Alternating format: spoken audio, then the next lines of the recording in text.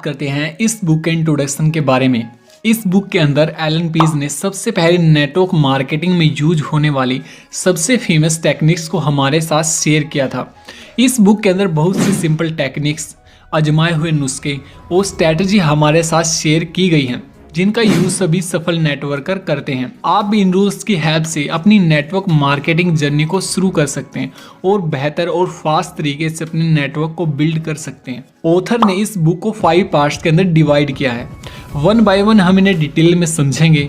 Part 1, 5 golden rules of success. इस book के पहले हिस्से में ऑथर हमारे साथ सफलता के 5 गोल्डन रूल्स शेयर करते हैं।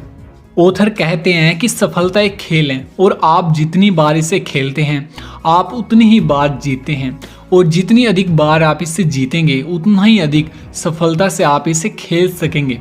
अगर हम इस नियम को नेटवर्क मार्केटिंग में अप्लाई करें तो जब हम अधिक लोगों को अपनी योजना में शामिल होने का इनविटेशन देते हैं तो अधिक लोग हमारे साथ जुड़ेंगे, और जितनी अधिक बार हम उन्हें जुड़ने के लिए इनवाइट करेंगे उतना ही हम अपनी इनवाइट करने की स्किल को बेहतर बना पाएंगे और पहले से बेहतर बन पाएंगे। रूल नंबर 1, सी मोर पीपल्स, यानी कि ज़्यादा लोगों से मिलें। ये सबसे इम्पोर्टेंट रूल है। आपको हर उस इंसान से बात करनी होगी जो आपकी बात सुनने के लिए तैयार है, क्योंकि आप इस बिजनेस में नए हैं, इसलिए आपको प्रैक्टिस की ज़रूरत है। जब आप अपने बिजनेस के बारे में ज़्यादा लोगों से बात करते हैं तो आपके लिए लॉ ऑफ एवरेज काम करना शुरू कर देता है, जो यह निश्चित करता है कि आप सफल होंगे। सवाल सिर्फ यह रह जाता है कि आप कितने सफल होंगे। हर किसी से बात करें, यही पहला नियम है। रूल नंबर 2, सी मोर पीपल, यानी कि ज़्यादा लोगों से मिलें। लोगों को फ़ोन करते रहें। हो सकता है कि आप प्रैक्टिस करने पर अपने शहर के सबसे बढ़िया प्रेजेंटेशन देने वाले या फिर प्लान दिखाने वाले बन गए हैं, लेकिन जब तक आप इनफ प्रोस्पेक्ट से नहीं मिलेंगे तो आप अपने बिजनेस में ज़्यादा सफल नहीं हो सकते। इसलिए हर एक से मिलें, हर एक से बात करें। रूल नंबर 3, सी मोर पीपल्स। नेटवर्क मार्केटिंग में अधिकतर लोग इसीलिए असफल नहीं होते क्योंकि वह जिन लोगों से मिले उन्हें वह राजी नहीं कर पाए, बल्कि इस वजह से होते हैं क्योंकि वह जिन लोगों को राजी कर सकते थे उनसे नहीं मिले। आपको लगातार लोगों से मिल करके बातें करनी होंगी, अपना बिजनेस प्लान समझाना होगा। अगर आप इन तीनों रूल्स को फॉलो करेंगे तो जरा सा भी संदेह नहीं है कि आप जल्द ही सफलता प्राप्त कर लेंगे। Rule number 4, use the law of average, यानी कि औसत के नियम का उपयोग करें। लॉ ऑफ एवरेज आपकी लाइफ की हर फील्ड में आपको सक्सेस दिलाता है। इसका मतलब है कि अगर आप किसी काम को बार बार एक ही ढंग से करते हैं सेम सर्कमस्टांसिस में, तो आपको मिलने वाले रिजल्ट भी हमेशा एक जैसे होंगे। नेटवर्क मार्केटिंग में सामान्य औसत है 10:6:3:1, यानी कि अगर आप इस बिजनेस के बारे में 10 लोगों से बात करेंगे तो उनमें से केवल 6 लोग आपकी बात सुनेंगे और जुड़ने के लिए तैयार होंगे, और उनमें से केवल आधे यानी कि सिर्फ 3 लोग आपसे जुड़ेंगे, और उनमें से सिर्फ एक व्यक्ति ऐसा होगा जो लॉन्ग रन तक आपके साथ मिल करके काम करेगा और आपका डिस्ट्रीब्यूटर बनेगा। अब आपकी सक्सेस इस बात पर डिपेंड करती है कि आपको 10 लोगों से बात करने में कितना टाइम लगता है। इस सवाल का जवाब आपकी विकास दर तय करेगा। अगर आप अपनी सक्सेस की स्पीड को दोगुना करना चाहते हैं तो आपको अगले साल के सभी प्रोस्पेक्ट से इसी साल मिलना होगा। Rule number 5, record your average and improve it, यानी कि अपना औसत दर्ज करें और उसमें सुधार करें। सबसे पहले आपको अपना एवरेज निकालना होगा कि आप कितने लोगों से बात करते हैं और उनमें से कितने लोग ज्वाइन करते हैं। सपोज कीजिए कि आप 10 लोगों से बात करते हैं और उनमें से सिर्फ 3 लोग ज्वाइन करते हैं, यानी कि आपका एवरेज हुआ 10:3। अब आपको इसको इम्प्रूव करना होगा। धीरे धीरे जैसे आप ज़्यादा प्लान्स दिखाएंगे आपका एवरेज इम्प्रूव होगा। रेशो का अध्ययन करने से आप पूरे सचेत रहते हैं, क्योंकि अनुपात आपको ये बताता है कि आप में सुधार की गुंजाइश कहाँ पर है और आप कितने सफल हो सकते हैं। अनुपात आपको उन कार्यों पर ध्यान देने के लिए मोटिवेट करता है जिनसे रिजल्ट मिलते हैं, ना कि इस बात पर कि आगे क्या होगा। Part 2, how to get yes in network marketing. इस बुक के दूसरे हिस्से में ऑथर हमसे शेयर करते हैं कि कैसे हम नेटवर्क मार्केटिंग में अपने प्रोस्पेक्ट से हाँ बुलवा सकते हैं। जब आप अपने प्रोस्पेक्ट से अपना बिजनेस प्लान शेयर करते हैं तब वे आपको मना कर देते हैं, इसीलिए नहीं कि आपने जो कहा वह लॉजिकल नहीं था, बल्कि इसीलिए क्योंकि इसे आपने कहा है और ये आपके थॉट्स हैं। इसलिए आपका पोटेंशियल कस्टमर आपत्तियां उठाना जायज़ समझता है। एक बात हमेशा याद रखें, आपके पोटेंशियल कस्टमर्स आपकी हर बात पर आपत्ति उठाएंगे। आपके पोटेंशियल कस्टमर्स आपको जो बताते हैं वह सब सही होता है, और ऐसा इसलिए होता है क्योंकि यह उनका विचार होता है, आपका नहीं, जिससे उन्हें इसे स्वीकार करना ही पड़ता है। इस वीडियो में हम आगे आपको ऐसी टेक्निक बताने वाले हैं जिससे आपके कस्टमर आपको खुद बताएंगे कि उन्हें क्या चाहिए। आपको बस 2 काम करने हैं। पहला, उनकी बातों को ध्यान से सुनना है। दूसरा, उनकी बातों को दोहराना है। जब आप अपने प्रोस्पेक्ट से कहते हैं कि अगर आप इस बिजनेस को ज्वाइन करेंगे तो आप अपना लाइफस्टाइल सुधार सकेंगे, आप उस हर चीज़ को पा सकते हैं जिसका आप सपना देखते हैं, तो उसका जवाब हो सकता है कि मैं तो अपने अभी के लाइफस्टाइल से खुश हूँ। हो सकता है कि यह रिजेक्शन बिल्कुल भी सही ना हो, और उसने ऐसा इसलिए कहा हो क्योंकि लाइफस्टाइल को इम्प्रूव करने का थॉट आपका था, उसका नहीं। लेकिन अगर आपके पोटेंशियल कस्टमर्स खुद आपसे यही बात कहें कि वो अपने लाइफस्टाइल को इम्प्रूव करना चाहते हैं और एक ऐसा जीवन चाहते हैं जिसमें उनके पास सारी ज़रूरतमंद चीज़ें उपलब्ध हों, तो वह कोई आपत्ति नहीं उठाएंगे, क्योंकि यह उनके खुद के विचार हैं। लोग आपत्ति क्यों उठाते हैं? इस बिजनेस में ज़्यादातर लोग रुचि इसीलिए नहीं लेते क्योंकि नेटवर्क कार्यकर्ता यानी कि आप खुद प्लान दिखाते समय इसमें रुचि नहीं ले रहे होते। जब आप इंटरेस्ट नहीं लेते तो आपकी प्रेजेंटेशन नीरस और उबाऊ बन जाती है। इसीलिए जब भी आप किसी को अपना प्लान दिखाएं तो आप एक्साइटेड रहें और इंटरेस्ट ले करके उसे अपना प्लान समझाएं, क्योंकि आप उसकी लाइफ को बदलने वाले हैं। जब आप 4 की टेक्निक्स का उपयोग करते हैं तो आपके पोटेंशियल कस्टमर्स आपको बताएंगे कि वो क्या चाहते हैं, जबकि आप केवल उनकी बातों को सुनेंगे। नेटवर्क मार्केटिंग के खजाने की 4 कीज़। की नंबर 1, मेल्ट द आइस यानी कि बर्फ पिघलाएं। इन 4 की टेक्निक्स से आप अपनी मीटिंग की कोल्ड स्टार्टिंग होने पर भी उसे गर्मजोशी से क्लोज कर सकते हैं। इस शुरुआती कुंजी का उद्देश्य है अपने कस्टमर्स के साथ रैपो बिल्ड करना, यानी कि उनसे तालमेल बनाना। यहाँ पर आप अपने बारे में बताते हैं और अपने पोटेंशियल कस्टमर के बारे में जानकारी इकट्ठा करते हैं। अगर कोई व्यक्ति आपको जानता है और आप पर विश्वास करता है तो इस बात की संभावना बढ़ जाती है कि वो आपके प्लान को भी पसंद करेंगे। लेकिन जब आप किसी नए व्यक्ति से मिलते हैं या फिर ऐसे व्यक्ति से मिलते हैं जो आप पर विश्वास नहीं करता, तो आपको डायरेक्ट अपना प्लान उसे नहीं समझाना चाहिए। इससे पहले आप उसके बारे में जानिए और आप दोनों के बीच में ट्रस्ट पैदा कीजिए। आप कभी भी किसी को कोई प्रोडक्ट या सर्विस सेल नहीं कर सकते जब तक आप अपना व्यक्तित्व यानी खुद को उसे बेच न दें, यानी कि ट्रस्ट बिल्ड न कर लें। जब आप ट्रस्ट बिल्ड कर लेते हैं तो सामने वाला व्यक्ति आपकी बातों को अच्छी तरह से सुनेगा। यही तो आप चाहते हैं। कुछ कस्टमर्स के साथ ट्रस्ट बिल्ड करने में आपको 3 से 4 मिनट लग सकते हैं, जबकि कुछ लोगों के साथ इसे बिल्ड करने में 30 से 40 मिनट का समय भी लग सकता है।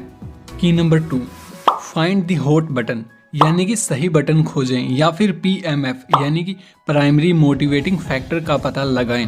जब आप अपने कस्टमर के साथ रैपो बिल्डिंग कर लेते हैं और आपका कस्टमर आपकी बात सुनने के लिए तैयार हो जाता है, तब आपको अपने कस्टमर्स में से उन कस्टमर्स को छोड़ना है जो इमोशनली डिससेटिस्फाइड नहीं हैं।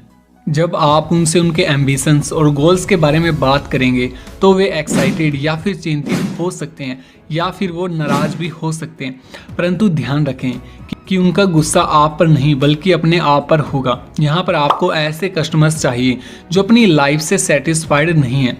जो लोग प्रबल इच्छा यानी कि बर्निंग डिजायर के साथ आपके बिजनेस को ज्वाइन करेंगे, उन्हें मोटिवेट करना आसान होगा। यहाँ पर आपको अपने कस्टमर्स के PMF यानी कि प्राइमरी मोटिवेटिंग फैक्टर को ढूंढना है, जिसकी वजह से वे आपके बिजनेस को ज्वाइन करेंगे। हर व्यक्ति 2 में से किसी एक कारण की वजह से मोटिवेट होता है। पहला, लाभ प्राप्त करने के लिए, दूसरा कर्ज से बचने के लिए। इस की हेल्प से आप अपने कस्टमर्स के प्राइमरी मोटिवेटिंग फैक्टर का पता लगा सकते हैं और उसे अपने बिजनेस में शामिल होने के लिए मोटिवेट कर सकते हैं। रिसर्च के मुताबिक नेटवर्क मार्केटिंग में शामिल होने वाले अधिकतर लोगों के प्राइमरी मोटिवेटिंग फैक्टर निम्नलिखित होते हैं। पहला, एडिशनल इनकम, यानी कि बहुत से लोग नेटवर्क मार्केटिंग को इसलिए ज्वाइन करते हैं क्योंकि वो अपनी जॉब के साथ कुछ एडिशनल इनकम कमाना चाहते हैं। दूसरा, फाइनेंशियल फ्रीडम। नेटवर्क मार्केटिंग में ज्वाइन करने वाले लोगों में से बहुत से लोग ऐसे होते हैं जो अपनी फाइनेंशियल फ्रीडम को अचीव करना चाहते हैं। तीसरा, ओन बिजनेस। नेटवर्क मार्केटिंग में ऐसे लोग भी शामिल होते हैं जो अपना खुद का बिजनेस करना चाहते हैं और एक एम्पायर को बिल्ड करना चाहते हैं।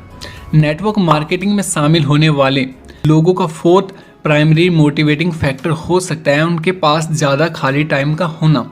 ऐसे बहुत से लोग नेटवर्क मार्केटिंग को ज्वाइन करते हैं जिनके पास ज़्यादा खाली टाइम होता है। Fifth, personal development. Network marketing में शामिल होने का एक और PMF है पर्सनल डेवलपमेंट, क्योंकि नेटवर्क मार्केटिंग में आपको अपने आप के ऊपर काम करना पड़ता है। यह आपकी पर्सनैलिटी को, आपके सोचने के तरीके को, आपके माइंडसेट को डेवलप करने में आपकी हेल्प करता है।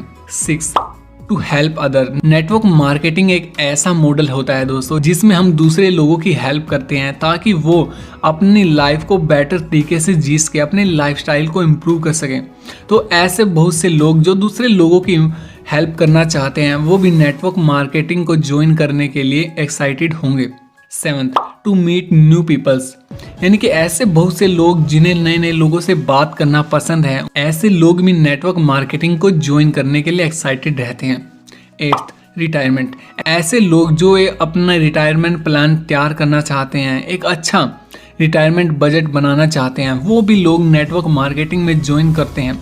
क्योंकि नेटवर्क मार्केटिंग में जब आपके पास खुद का नेटवर्क खड़ा हो जाता है तो आपके पास पैसिव इनकम आना स्टार्ट हो जाती है।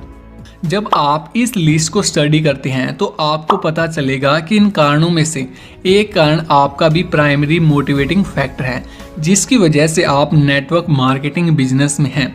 एक बात हमेशा याद रखें कि नेटवर्क मार्केटिंग में शामिल होने वाले हर व्यक्ति का प्राइमरी मोटिवेटिंग फैक्टर वह नहीं होगा जो आपका है।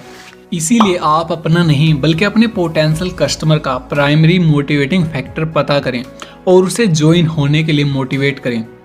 प्राइमरी मोटिवेटिंग फैक्टर को कैसे खोजा जाए? प्राइमरी मोटिवेटिंग फैक्टर की लिस्ट को आप हमेशा अपने साथ रखिए। इसे अपने बिजनेस कार्ड के पीछे छपवा ले या फिर इसे आप अपनी डायरी में लिख सकते हैं। अपनी लिस्ट को दिखाने का सिंपल सा तरीका है, अपने पोटेंशियल कस्टमर से यह सवाल करें, क्या आप जानते हैं कि लोग नेटवर्क मार्केटिंग बिजनेस क्यों शुरू करना चाहते हैं? इस सीधे से सवाल में यह खूबी छिपी हुई है कि अगर सामने वाला जवाब में नहीं कहता है तो आप कह सकते हैं कि लीजिए मैं आपको बता देता हूँ। यहाँ पर आप अपनी सूची उसके सामने रख सकते हैं। अगर आपका पोटेंशियल कस्टमर आपके सवाल के जवाब में हाँ कहता है तो आप उससे पूछ लीजिए, तो बताइए कि लोग इस बिजनेस में क्यों शामिल होते हैं। इस पर आपका पोटेंशियल कस्टमर आपको कुछ असली और कुछ अधपके से कारण गिना देगा जिसकी वजह से लोग नेटवर्क मार्केटिंग बिजनेस शुरू करना चाहते हैं। जब उसके पास के कारण समाप्त हो जाएं तो आप पूछे और कुछ, वह जवाब देगा नहीं। इस पर आप कह सकते हैं लीजिए मैं आपको बता देता हूँ, और फिर तत्काल उसके सामने अपने प्राइमरी मोटिवेटिंग फैक्टर्स की लिस्ट रख दीजिए और इसके बाद आपको उससे 5 सवाल पूछने हैं। यह 5 सवाल आपके द्वारा पूछे जाने वाले सवालों में सबसे ज़्यादा कीमती सवाल हैं। ये जल्दी ही आपको नेटवर्क मार्केटिंग की चोटी तक पहुंचने में हेल्प करेंगे। आपको इन सभी सवालों को याद करना होगा और इन्हें अपनी लाइफ का हिस्सा बनाना होगा। इसके क्रम को बदलने की कोशिश ना करें। सबसे पहला सवाल है, आपकी पहली प्रायोरिटीज यानी कि प्राथमिकता क्या है? दूसरा सवाल, आपने इसी को क्यों चुना? और तीसरा सवाल, यह आपके लिए क्यों महत्वपूर्ण है? चौथा सवाल, यदि आपको यह अवसर न मिले तो उसके क्या परिणाम होंगे? पांचवा सवाल, इन परिणामों से आप चिंतित क्यों होते हैं? इन सवालों को याद कर ले। जब आप इन्हें पूछे तो इधर उधर भटके न। ये बहुत ही इम्पोर्टेंट है कि यह सवाल इसी क्रम में पूछे जाएं। तो चलिए दोस्तों, इसे एक प्रैक्टिकल एग्जाम्पल से समझते हैं। पंकज और बबीता एक न्यूली मैरिड कपल हैं जो हाल ही में अपने नए घर में रहने के लिए आए हैं। उनका मकान संजीव के मकान से कुछ दूरी पर है। पड़ोसियों की नॉर्मल बातचीत में संजीव ने बताया कि वह नेटवर्क मार्केटिंग कंपनी से जुड़ा हुआ है और उन्हें बताना चाहता है कि यह बिजनेस कैसे काम करता है। इस पर पंकज ने कहा कि उसे नहीं लगता कि इस बिजनेस में उन लोगों की कोई दिलचस्पी होगी क्योंकि उनके पास खाली समय नहीं बचता। पंकज 2 जगह काम करता था और रात को उसे अपने घर का सामान सेट करना पड़ता था। इस पर संजीव ने कहा कि ऐसा हर उस व्यक्ति के साथ होता है जो 2 जगह काम करता है और घर बदल करके नए घर में आता है, लेकिन फिर भी वह अपना बिजनेस उसे दिखाना चाहेगा क्योंकि शायद भविष्य में वो उसे करना पसंद करें। संजीव उन्हें अपने घर पर चाय के लिए बुलाता है। क्या संडे 9 बजे का टाइम सही रहेगा, उसने पूछा, और पंकज और बबीता तैयार हो गए और वे दोनों संडे को 9 बजे संजीव से मिलने के लिए उसके घर पहुंच गए। चाय पीने के बाद संजीव ने बताना शुरू किया कि नेटवर्क मार्केटिंग बिजनेस क्या होता है। इस पर पंकज और बबीता ने कहा कि वो नेटवर्क मार्केटिंग बिजनेस के बारे में जानते हैं और ऐसे लोगों को भी जानते हैं जिन्होंने इस बिजनेस को ज्वाइन किया और वे फेल हो गए। उनकी नज़र में यह किसी साबुन से रिलेटेड था। इतना कहने के बाद कि क्या यह वेस्टीज की तरह है, इस पर संजीव ने बातचीत की डोर थाम ली। उसके बाद संजीव ने कहा, क्या आप जानते हैं कि लोग नेटवर्क मार्केटिंग बिजनेस क्यों शुरू करते हैं? इस पर पंकज ने कहा, यह पिरामिड बेचने की तरह है ना? इसके जवाब में संजीव ने कहा, लीजिए मैं आपको बता देता हूँ। संजीव अपना प्राइमरी मोटिवेटिंग फैक्टर कार्ड दिखाते हुए, यह वे मुख्य कारण है जिसकी वजह से लोग नेटवर्क मार्केटिंग में शामिल होते हैं। आपकी पहली प्राथमिकता क्या होगी? इसके बाद पंकज ने कहा, हमारे लिए तो यह आर्थिक स्वतंत्रता ही होनी चाहिए। इसके बाद बबीता बोली, निश्चित रूप से हमारी पहली प्राथमिकता है आर्थिक स्वतंत्रता। और इसके बाद संजीव ने कहा, क्या आपने इसी को क्यों चुना? और पंकज बोला, क्योंकि घर के लोन को चुकाने के लिए मुझे 2 जगह काम करना पड़ता है और बबीता भी ओवर टाइम करती है ताकि जब हमारा परिवार बढ़े तो हमारे पास एक सहारा हो जो हमारे काम आ सके। हम चाहते हैं कि हमारे बच्चों को अच्छी शिक्षा मिले और हमें पैसों के लिए हमेशा मेहनत ना करनी पड़े।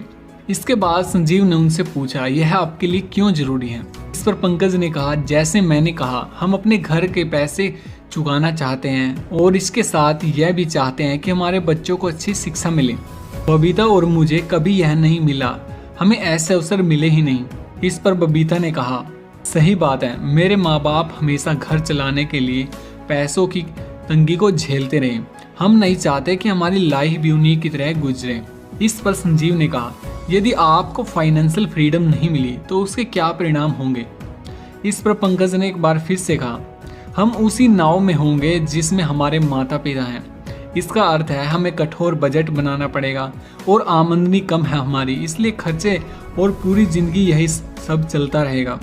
इस पर बबीता ने कहा, अपने बच्चों को अच्छी शिक्षा दिलाने में काफ़ी खर्च होता है। बिना अतिरिक्त आमदनी के हम उन्हें जिंदगी में अच्छी शुरुआत कैसे दे सकते हैं? इस पर संजीव ने कहा, इन परिणामों से आप चिंतित क्यों हैं? और पंकज बोला, यार जैसे हमने कहा, अगर हम फाइनेंशियल फ्रीडम प्राप्त करने का प्रयास नहीं करेंगे तो हम हमेशा संघर्ष ही करते रहेंगे और ऐसा कौन चाहता है यार। इस पर बबीता ने कहा, और साथ ही हम रिटायर होने के लिए योजना भी बना रहे हैं, इसीलिए हम अभी इतनी कड़ी मेहनत कर रहे हैं। चलिए दोस्तों, इस वार्तालाप को हम डिटेल में समझने की कोशिश करते हैं।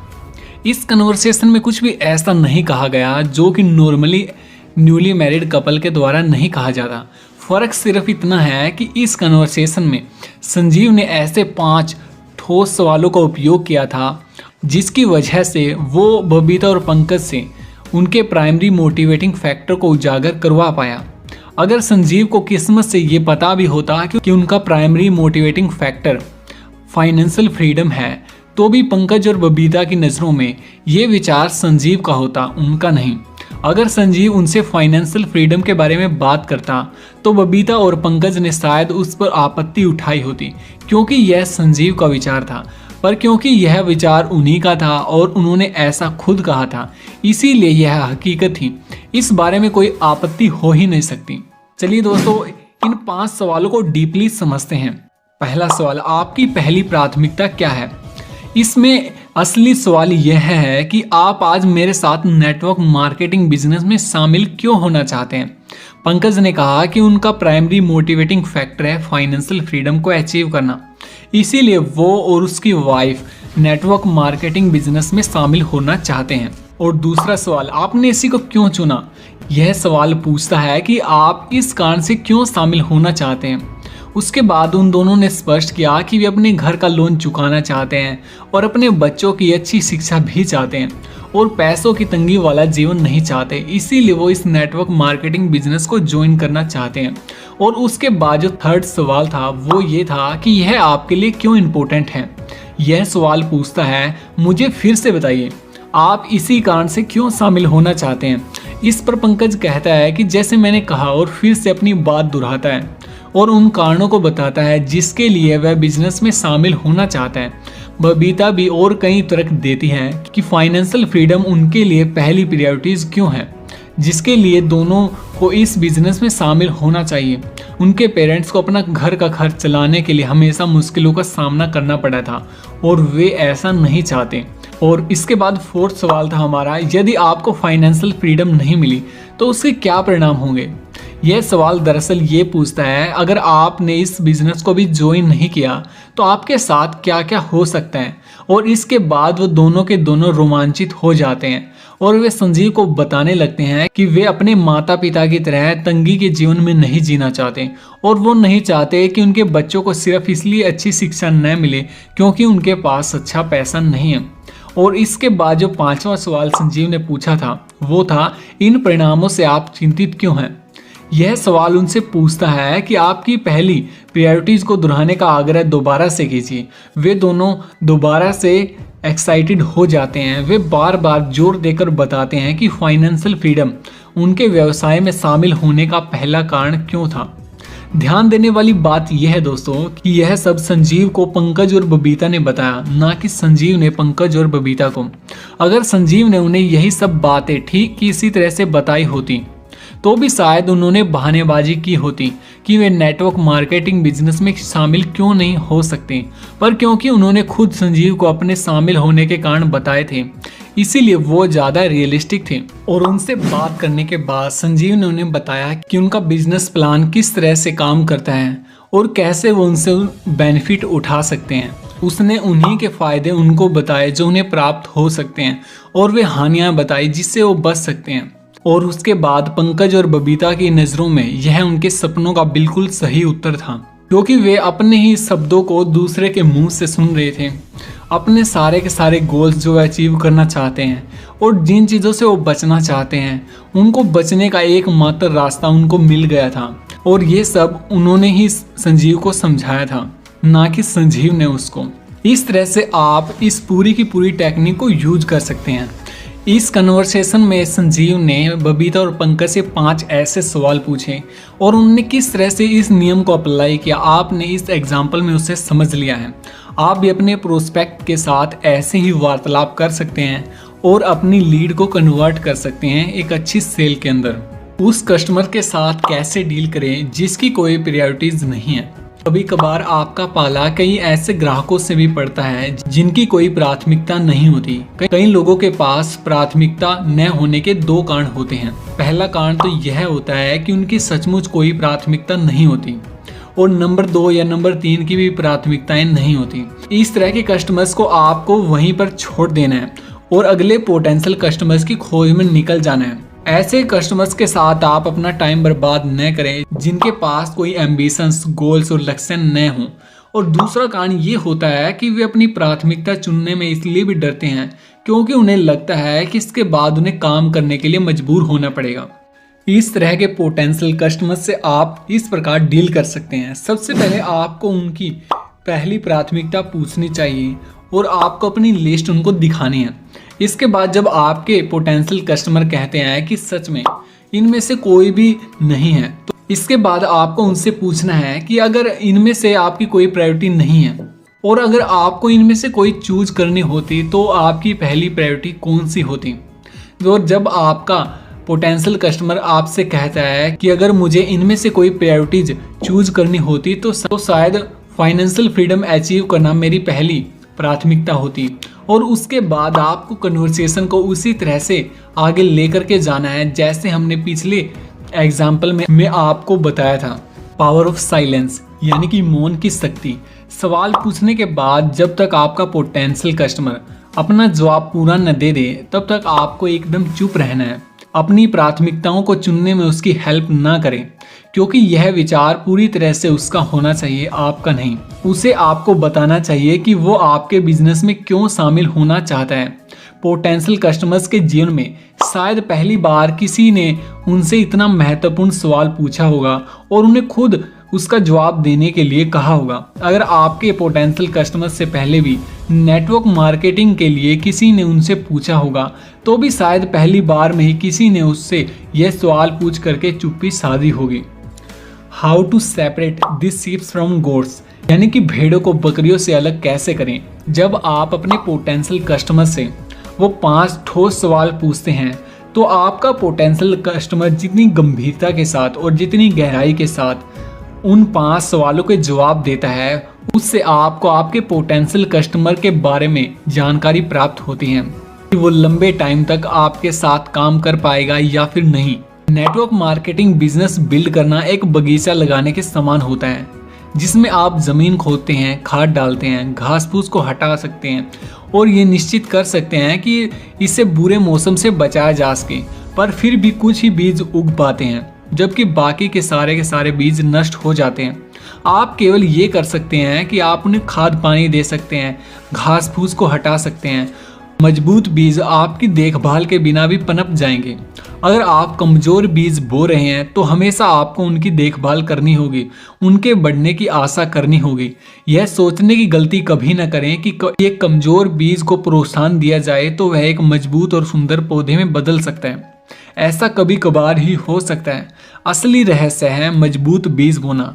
यही 5 ठोस सोने के सवालों का लक्ष्य है। इसके पहले कि आप उन्हें बोने का फैसला करें, ये सवाल बीज की संभावित शक्ति का परीक्षण करेंगे। अगर कोई पोटेंशियल कस्टमर सवालों का जवाब देते समय मजबूत नहीं लगता, तो वह आपके लिए गलत कस्टमर हो सकता है, या फिर वो आपके सामानों का केवल खरीदार बन करके रह सकता है।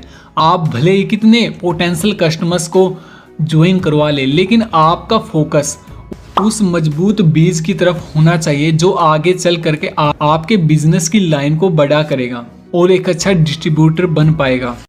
How to use primary motivating factor list in group. जब आप प्रैक्टिस करते हैं तो धीरे धीरे आप लोगों को ग्रुप में प्रेजेंटेशन देना सीख जाएंगे, और यहाँ पर आप या तो पहले से तैयार प्राइमरी मोटिवेटिंग फैक्टर्स की लिस्ट का यूज कर सकते हैं, या फिर आप अपने ग्रुप के लोगों से पूछ सकते हैं कि वे नेटवर्क मार्केटिंग को क्यों ज्वाइन करना चाहते हैं, और फिर आप उनसे उनकी पहली प्राथमिकता के बारे में पूछ सकते हैं, और फिर कुछ समय के लिए चुप हो जाइए। इसी तरह से आप दूसरे और तीसरे व्यक्ति से उसकी पहली प्राथमिकता के बारे में पूछें, और कुछ समय के बाद आप पाएंगे कि सारा का सारा ग्रुप आपको बता रहा होगा कि वो इस बिजनेस में क्यों शामिल होना चाहते हैं। और इस दौरान आपको बस 2 काम करने हैं। पहला, उनको ध्यान से सुनना है। दूसरा, सिर हिला करके उनका उत्साह बढ़ाना है। की नंबर 3, शोइंग द प्लान, यानी कि सही बटन दबाएं। अब आपको अपने पोटेंशियल कस्टमर्स को अपना बिजनेस प्लान दिखाना होगा कि आपका बिजनेस प्लान किस तरह से उनकी सभी प्रॉब्लम्स और डरों को दूर कर सकता है और उनके सभी सपनों को पूरा कर सकता है, जो आपने सेकंड की हेल्प से पता किए थे। और ये सभी सॉल्यूशंस लॉजिकल होने चाहिए, लेकिन लॉजिक का इफेक्ट सिर्फ दिमाग पर पड़ता है, दिल पर नहीं। 5 गोल्डन क्वेश्चंस की हेल्प से आप अपने कस्टमर से इमोशनली कनेक्ट कर सकते हैं और उन्हें बिजनेस ज्वाइन करने के लिए मोटिवेट कर सकते हैं। की नंबर 4, गेटिंग द कमिटमेंट।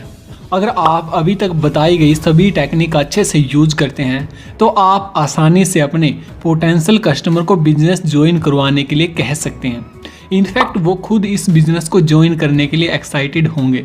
जब आपको लगे कि आपके कस्टमर ने बिजनेस को ज्वाइन करने का मन बना लिया है, तो उसे तुरंत बिजनेस ज्वाइन करवाएं। इसमें थोड़ी भी देरी न करें।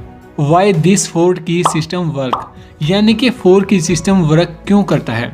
ये 4 कीज टेक्निक हाँ तक पहुंचने का आजमाया हुआ नुस्खा है। इसका यूज करके बहुत से नेटवर्कर अपनी कंपनी के टॉप अर्नर बन चुके हैं। आप भी इन टेक्निक्स को स्टेप बाय स्टेप यूज करके ज़्यादा से ज़्यादा लोगों को ज्वाइन करवा सकते हैं। स्टेप नंबर 1, अपने कस्टमर से तालमेल बनाइए। स्टेप नंबर 2, उनका PMF यानी कि प्राइमरी मोटिवेटिंग फैक्टर पता कीजिए। स्टेप नंबर 3, प्लान दिखाएं। स्टेप नंबर 4, डील क्लोज करें। इन स्टेप्स को क्रम अनुसार करें और आप पाएंगे कि आप आसानी से लोगों से हाँ बुलवा पा रहे हैं। Part 3 6 strategic skills for powerful presentation.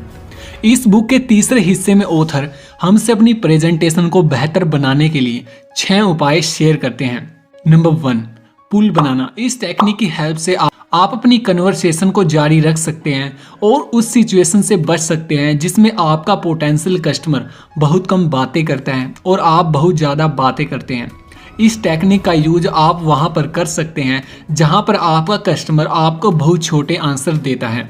चलिए इसे एक एग्जाम्पल से समझते हैं। संजीव एक डिस्ट्रीब्यूटर है और वह अपने पोटेंशियल कस्टमर पंकज के साथ रैपो बिल्डिंग करने का प्रयास कर रहा है।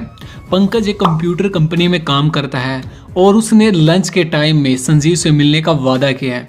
पंकज शुरुआत में थोड़ा सा रूखा नजर आया और वह बातूनी स्वभाव का नहीं था, इसीलिए संजीव ने ही कन्वर्सेशन को आगे बढ़ाया।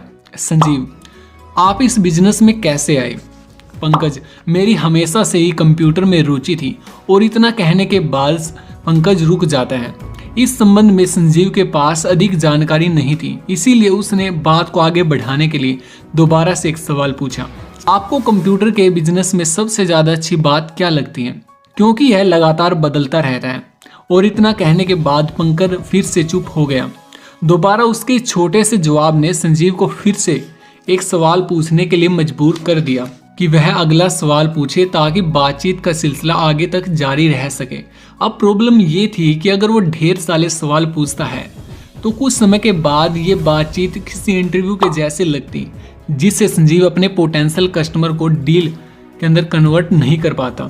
अब संजीव ने यहाँ पर अपनी हर एक कन्वर्सेशन को आगे बढ़ाने के लिए कुछ पुल्स का उपयोग किया और ये पुल हैं अर्थात यानी उदाहरण के तौर पर, फिर, इसलिए, तब। आपका क्या मतलब है? हर एक पुल के बाद आपको कुछ टाइम के बाद चुप हो जाना चाहिए।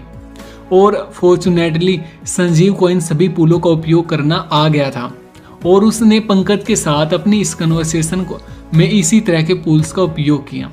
चलिए इस कन्वर्सेशन को दोबारा से देखते हैं। संजीव, आप इस बिजनेस में कैसे आए? पंकज, क्योंकि मेरी हमेशा से ही कंप्यूटर में रुचि थी। तब संजीव बोला, यानी?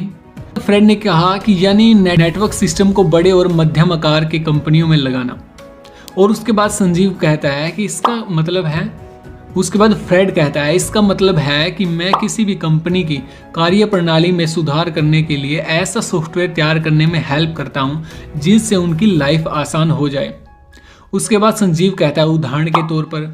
उसके बाद पंकज बताता है कि उदाहरण के तौर पर कल की ही बात ले लो। कल मैंने एक कंपनी में अपना सिस्टम लगाया। उस कंपनी में गंभीर अकाउंटिंग समस्याएं थी। उन्होंने मुझे बुलाया था और इस तरह से उन्होंने अपनी कन्वर्सेशन को जारी रखा और ये कन्वर्सेशन किसी इंटरव्यू की तरह भी नहीं लग रही थी। तो आप इस तरह से इन सभी पुलों का उपयोग करके अपनी कन्वर्सेशन को आगे बढ़ा सकते हैं। और इन पुलों का उपयोग करते समय इन 3 बातों का हमेशा ध्यान रखें। आपको अपनी बॉडी थोड़ी आगे की तरफ झुकानी है और हथेलियों को खोल करके बात करनी है और पुल के आखिरी अक्षर को हमेशा थोड़ा सा खींचें और उसके बाद आपको पीछे टिक जाना है और चुप हो जाना है ताकि आपका पोटेंशियल कस्टमर अपनी बात को आखिर रख सके। Number 2, the head note technique. जब भी आप किसी को प्रेजेंटेशन दें तब उसकी बात को ध्यान से सुनें और बीच बीच में अपने सर को हिलाते रहें। इससे सामने वाले को पता चलता है कि आप उसकी बात को सुन रहे हैं। जब आप अपना सिर हिलाते हैं तो सामने वाले के माइंड में पॉजिटिव इमोशंस क्रिएट होते हैं जिससे वो भी सिर हिलाने लग जाता है और पॉजिटिव रिजल्ट निकलने की संभावना बढ़ जाती है। नंबर 3, मिनिमल इंक्रीजेस यानी कि न्यूनतम प्रोत्साहक शब्दों का उपयोग करें। जब आप किसी व्यक्ति से बात करते हैं तो आप उसको और भी ज़्यादा बात करने के लिए प्रोत्साहित कर सकते हैं। अपनी कन्वर्सेशन में ओह, अच्छा, सच में, फिर क्या हुआ जैसे वर्ड्स का यूज करके आप अपनी प्रेजेंटेशन को और भी ज़्यादा इंटरेस्टिंग बना सकते हैं। Number 3, mirroring. जब 2 लोग एक दूसरे के साथ मेंटली कनेक्ट हो जाते हैं तो उनकी बॉडी भी आपस में तालमेल दिखाने लग जाती है। एग्जाम्पल के लिए अगर कोई व्यक्ति बात करते टाइम अपनी टांगों को अप कर लेता है तो दूसरा व्यक्ति भी अपनी टांगों को ऊपर कर लेता है। इससे वह सामने वाले को बताता है कि वो भी उसके जैसा ही है। Number 4, eye contact. कन्वर्सेशन के अंदर अपने प्रोस्पेक्ट से आई कांटेक्ट करना आपको कॉन्फिडेंस शो करता है और आपकी विश्वसनीयता को बढ़ाता है। इसीलिए हमेशा अपने प्रोस्पेक्ट से आई कांटेक्ट बना करके बात कीजिए। Number 5, creating good vibes. अपनी आवाज़ के लहजे और उतार चढ़ाव और बोलने की स्पीड से आप अपनी अच्छी वाइब्स क्रिएट कर सकते हैं। अपने प्रोस्पेक्ट को नोटिस करें और उसी की तरह बिहेव करें। एग्जाम्पल के लिए, अगर वो धीरे धीरे बात करता है तो आप भी धीरे धीरे बात कीजिए। अगर वो तेज बातें करता है तो आप भी तेज बातें करना शुरू कीजिए। इससे सामने वाला अपनी खुद की परछाई को आपके अंदर देखता है। Number 6, dress code. हर बिजनेस और प्रोफेशन का एक ड्रेस कोड होता है। जैसे डॉक्टर वाइट कोट पहनते हैं, वकील ब्लैक कोट पहनते हैं, तो आप भी अपने प्रोफेशन के हिसाब से ड्रेसअप कीजिए, जो आपको प्रोफेशनल बनाएगा और आपका सौदा पक्का करने में हेल्प करेगा। Part 4, 6 tremendous techniques for making positive impression. Author इस बुक के इस हिस्से में 6 ऐसी टेक्निक्स हमारे साथ शेयर करते हैं जिनकी हेल्प से हम अपना पॉजिटिव इंप्रेशन क्रिएट कर सकते हैं। You will never get a second chance to make a first impression. Means आपको अपना फर्स्ट इंप्रेशन क्रिएट करने के लिए सेकेंड चांस कभी नहीं मिलता। आपसे मिलने के 4 मिनट के अंदर ही लोग आपके बारे में 90% राय बना लेते हैं कि आप कैसे हैं, उन्हें आपसे आगे मिलना चाहिए या फिर नहीं। बट फॉर्चुनेटली 4 चीज़ें ऐसी हैं जिन पर आपका कंट्रोल है और जिससे आप एक अच्छा फर्स्ट इंप्रेशन क्रिएट कर सकते हैं। और ये हैं, पहला, आपका हाथ मिलाने का तरीका। दूसरा, आपकी स्माइल। तीसरा, आपकी ड्रेस, यानी कि आप किस तरह के कपड़े पहनते हैं। Fourth, personal space. इस वीडियो में आगे हम इन सभी टेक्निक्स को डिटेल में समझेंगे। टेक्निक नंबर 1, पाम पावर, यानी आपकी हथेली की शक्ति। जब आप अपनी हथेली का उपयोग किसी कन्वर्सेशन में करते हैं तो ये आपका इंप्रेशन बना भी सकती है और ख़राब भी कर सकती है। और ये सब डिपेंड करता है दोस्तों आपके पाम जेस्चर पर। 3 तरह के पाम जेस्चर होते हैं, palm up, palm down, the palm close, finger pointed. Palm up gesture में आपकी हथेली ऊपर की ओर खुली होती है। यह एक पॉजिटिव पाम जेस्चर होता है जो सामने वाले को सेफ फील करवाता है, जो उसे बताता है कि उसको आपसे कोई खतरा नहीं है। पाम डाउन, यह एक तरह का डोमिनेट जेस्चर होता है जो लोगों को बताता है कि आप उन्हें ऑर्डर दे रहे हैं, और अगर आप अपनी कन्वर्सेशन में इस जेस्चर का यूज करते हैं तो वे आपकी बात का बुरा भी मान सकते हैं, खासकर जब उन्हें पता चले कि आपको इस तरह के ऑर्डर देने का कोई राइट नहीं है। Third, the palm close, finger pointed palm gesture. ये सबसे बुरा पाम जेस्चर होता है दोस्तों, जिससे आपकी ऑडियंस आपको एग्रेसिव, फोर्सफुल और एरोगेंट समझती है। इसीलिए पाम डाउन और the palm close, finger pointed palm gesture का उपयोग आपको कभी भी अपनी कन्वर्सेशन में नहीं करना चाहिए। जो पब्लिक स्पीकर अपनी स्पीच के दौरान या फिर अपने भाषणों में पाम अप जेस्चर का यूज करता है, उस पब्लिक स्पीकर को ऑडियंस ज़्यादा पसंद करती है और उसे ज़्यादा फ्रेंडली समझती है। टेक्निक नंबर 3, बाएं हाथ में सामान पकड़ना। यह तकनीक पहली नज़र में साफ दिखाई देती है, बट बहुत कम लोग ऐसे होते हैं जो इस पर ध्यान देते हैं। ऑथर कहते हैं कि जब भी हम किसी से मिलें तो हमें हमेशा अपने बाएं हाथ में सामान कैरी करना चाहिए, क्योंकि जब हम किसी से मिलते हैं तो उससे ग्रीटिंग करने के लिए, हाथ मिलाने के लिए हम दाएं हाथ का यूज करते हैं। इसी तरह से कुर्सी खिसकाने और अलविदा कहने के लिए भी हम दाएं हाथ का उपयोग करते हैं। उदाहरण के तौर पर, अगर आपको किसी से मिलवाया जाए और आपने अपने दाएं हाथ में कोल्ड ड्रिंक पकड़ रखी है, तो आपको अपनी कोल्ड ड्रिंक को उससे बाएं हाथ में थामने के लिए मजबूर होना पड़ेगा। अगर आप ऐसा सक्सेसफुली कर भी लेते हैं और किसी के जूते पर एक बूंद भी गिर जाती है, तो नए व्यक्ति को एक ठंडा और गीला हाथ मिलता है और उसके लिए यह उसका फर्स्ट इंप्रेशन होता है, जो कि होता है ठंडा और गीला। अगर आप दाएं हाथ में अपने डॉक्यूमेंट पकड़ते हैं और दरवाज़ा खोलने, कुर्सी खिसकाने या फिर हाथ मिलाने के लिए अपना हाथ बदलते हैं, तो आपके हाथ से दस्तावेज गिर सकते हैं और इससे आपको इडियट समझा जा सकता है। Technique number 4, power of smile. इंसान एक लौता ऐसा प्राणी है जो होठों को पीछे करके अपने दांत दिखाता है पर आपको काटता नहीं है। जब भी हम किसी से बात करते हैं तो हमें हमेशा मुस्कुरा करके उससे बात करनी चाहिए। ये एक पॉजिटिव जेस्चर होता है दोस्तों, जो सामने वाले को आपके फ्रेंडली नेचर के बारे में बताता है और एक पॉजिटिव फर्स्ट इंप्रेशन क्रिएट करने में आपकी हेल्प करता है। और जब आप मुस्कुरा करके लोगों से बात करते हैं, उनकी बात को ध्यान से सुनते हैं, तो ज़्यादा लोग आपसे बात करना चाहेंगे और आपसे मेल मिलाप को बढ़ाना चाहेंगे। Technique number 5, personal space. हम में से हर एक के शरीर के चारों ओर दूरी का एक बुलबुला होता है जिसे हम पर्सनल स्पेस के नाम से जानते हैं। जब तक सामने वाला आपको उसके पर्सनल स्पेस में एंटर होने की इजाज़त न दे, तब तक आपको उससे सेफ डिस्टेंस मेंटेन करके रखना चाहिए। कई जगह पर सेफ डिस्टेंस 46 सेंटीमीटर के आसपास होता है और कई जगह पर यह डिस्टेंस कम होकर के 12 इंच यानी कि 30 सेंटीमीटर के आसपास रह जाता है। ये निर्भर करता है वहाँ के लोगों के जनसंख्या घनत्व पर। Technique number 6, dress for success. कपड़े हमारी बॉडी का 90% तक का हिस्सा ढकते हैं और इसीलिए हमारी ड्रेस लोगों पर काफ़ी प्रभाव डालती है। आपके कपड़ों से आपकी विश्वसनीयता, योग्यता, अधिकार, सामाजिक सफलता आदि सभी चीज़ों का अनुमान लगाया जा सकता है। इसीलिए हमेशा साफ सुथरे और अवसर के अनुसार कपड़े पहनिए। Part number 5, how to read body language. Author ने इस बुक के इस हिस्से में हमें कुछ ऐसी टिप्स बताई हैं जिसकी हेल्प से हम लोगों की बॉडी लैंग्वेज को आसानी से डिकोड कर सकते हैं। हमारी कन्वर्सेशन में जो शब्द हम बोलते हैं वो 7 से 10% मैटर करते हैं, जबकि हमारा लहजा कि किस तरह से उन शब्दों को बोला गया है वो 20 से 30% मैटर रखता है। वहीं हमारी बॉडी लैंग्वेज हमारी पूरी की पूरी कन्वर्सेशन में 60 to 80% मैटर करती है।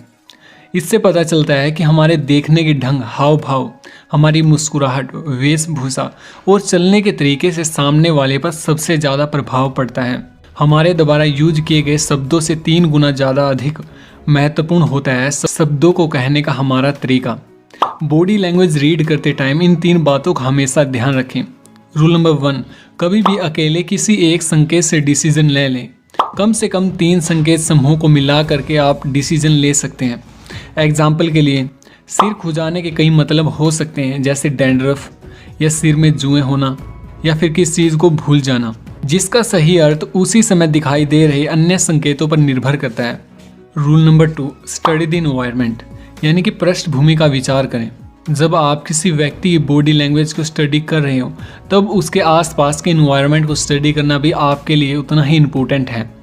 एग्जाम्पल के लिए, अगर कोई व्यक्ति बस स्टैंड पर अपने हाथ और पैरों को आपस में बांध करके खड़ा है और उसकी ठुड्डी नीचे है, आसपास का मौसम ठंडा है, तो इस बात की संभावना अधिक है कि उस व्यक्ति को ठंड लग रही है, ना कि वो डिफेंसिव मोड में है। वहीं अगर कोई व्यक्ति इन्हीं संकेतों का उपयोग किसी मीटिंग के दौरान कर रहा है, तो इसका मतलब है कि वह व्यक्ति परिस्थिति को लेकर के नकारात्मक या फिर सुरक्षात्मक रुख अपना रहा है। रूल नंबर 3, सांस्कृतिक भिन्नताओं का ध्यान रखें। एक संकेत जो एक देश में एक चीज का प्रतीक होता है, दूसरे देश में वही संकेत किसी दूसरी चीज का प्रतीक भी हो सकता है। दोस्तों, उदाहरण के तौर पर अंगूठी मुद्रा का अर्थ पश्चिमी देशों में आमतौर पर ओके या फिर अच्छा होता है, जबकि फ्रांसीसियों के लिए इसका मतलब 0 और यूनानियों के लिए यह एक अपमानजनक शब्द होता है। इसीलिए हमें बॉडी लैंग्वेज रीड करते टाइम वहाँ की सांस्कृतिक भिन्नताओं का भी ध्यान रखना चाहिए। कुछ बॉडी लैंग्वेज साइंस ऐसे होते हैं जो हर जगह पर एक जैसे होते हैं। दोस्तों, जब लोग खुश होते हैं तो वे मुस्कुराते हैं, जब वे दुखी होते हैं या फिर गुस्सा होते हैं तो वे अपनी भौहें ऊपर चढ़ा लेते हैं या फिर नाक फुला लेते हैं। सिर हिलाने का मतलब भी हर जगह पर हाँ होता है। बॉडी लैंग्वेज पढ़ना कैसे सीखें? हर रोज 15 मिनट का समय निकालिए और लोगों के संकेतों को पढ़ने की कोशिश कीजिए और खुद के संकेतों को भी अवेयर होकर के नोटिस कीजिए। बॉडी लैंग्वेज पढ़ने की सबसे अच्छी जगह वहाँ होती है जहाँ पर बहुत से लोग आपस में मिलते हैं और बातचीत करते हैं। हवाई अड्डा एक ऐसी ही जगह है क्योंकि वहाँ पर लोग खुलेआम अपनी एक्साइटमेंट, गुस्सा, दुख, खुशी, बेताबी और दूसरी भावनाओं का इजहार संकेतों के माध्यम से करते हैं। टीवी देखने से भी आप बॉडी लैंग्वेज को अच्छे से सीख सकते हैं। आवाज़ को बंद करके और केवल तस्वीरें देखकर यह समझने की कोशिश कीजिए कि क्या हो रहा है। कुछ मिनटों बाद जब आप आवाज़ चालू करके देखेंगे तो आप जांच कर सकते हैं कि आपका शब्दहीन अध्ययन कितना सही है। आपको बहुत अधिक समय नहीं लगेगा जब आप बिना आवाज़ के पूरे कार्यक्रम को देख करके यह पता कर पाएंगे कि क्या हो रहा है। 6 positive body language sign. Number 1, सिर झुकाना। जब भी हम किसी चीज़ में इंटरेस्टेड होते हैं तब हम अपने सिर को नीचे की ओर झुकाते हैं। अगर आपका पोटेंशियल कस्टमर आपकी प्रेजेंटेशन के दौरान अपना सिर नीचे झुकाता है तो इसका मतलब है कि वो इस बिजनेस में इंटरेस्टेड है, इसीलिए अपनी प्रेजेंटेशन को जारी रखिए। लेकिन अगर वो इधर उधर देख रहा है तो आपको उसका ध्यान अपनी ओर खींचने का दोबारा प्रयास करना चाहिए। नंबर 2, गाल पर हाथ रखना। जब आपका पोटेंशियल कस्टमर अपना हाथ गाल पर रखता है लेकिन सिर को सहारा नहीं देता तो इससे आप अंदाज़ा लगा सकते हैं कि वो आपकी प्रेजेंटेशन में इंटरेस्टेड है। लेकिन वहीं अगर उसकी उंगलियां कनपटी को छुएं और हाथ सिर को सहारा दे तो आपको समझ जाना चाहिए कि आपके श्रोता की रुचि घट रही है। नंबर 3, चश्मे की नोक को चूसना।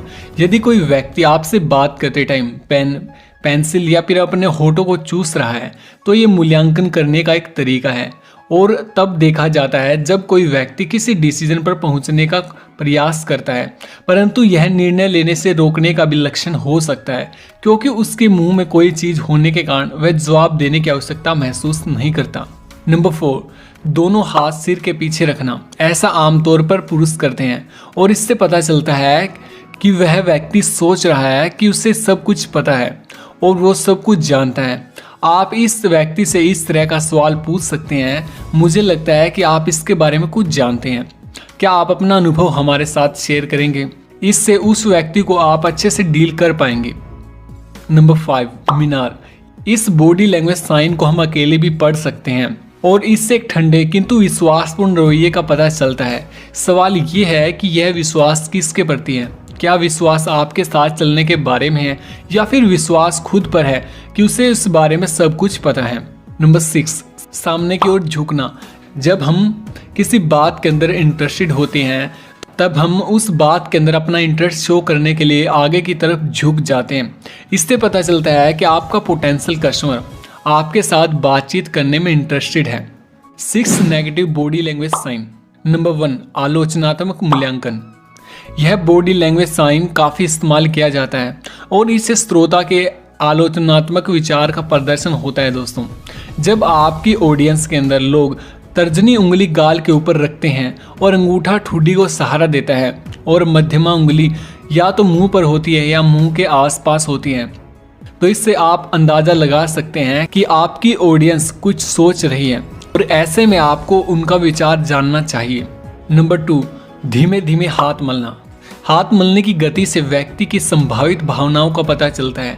तेजी से हाथ मलने वाला व्यक्ति किसी बात के परिणाम के प्रति एक्साइटेड फील करता है और धीमे धीमे हाथ तब मले जाते हैं जब उस व्यक्ति को उस बातचीत से कोई लाभ या फिर पैसे मिलने की आशा होती है। कुर्सी पर पैर फैला करके बैठना। इस बॉडी लैंग्वेज साइन का यूज मैक्सिमम पुरुष करते हैं क्योंकि यह अधिकार और श्रेष्ठता का संदेश लोगों को दिखाता है। कुर्सी की पीठ संभावित खतरे से हमारी रक्षा करती है और पैर फैलाना पुरुषों का प्राचीनतम अधिकार है। जो आदमी इस स्थिति में है उससे कभी बहस ना करें, इसके बजाय उसे अपनी चर्चा में शामिल होने के लिए कहें। कुर्सी पर पैर रख करके बैठना। इसके कई अर्थ हो सकते हैं। पहला यह है कि वह व्यक्ति कंफर्टेबल है और आत्मविश्वास से पूर्ण है, स्पेशली जब वो कुर्सी उसकी न हो। दूसरा, यह उसकी क्षेत्रीय सीमा का भी संकेत हो सकता है क्योंकि वह कुर्सी के ऊपर पैर रख करके उस पर अपना हक जता रहा है। मंद मंद आंखें झपकाना। यह चिढ़ाने वाला संकेत उस व्यक्ति द्वारा दिया जाता है जो खुद को आपसे बेहतर समझता है। इसके साथ ही ऐसा व्यक्ति अक्सर अपने पैर के तलवे को उठा करके अपना कद बढ़ाने की कोशिश भी करता है।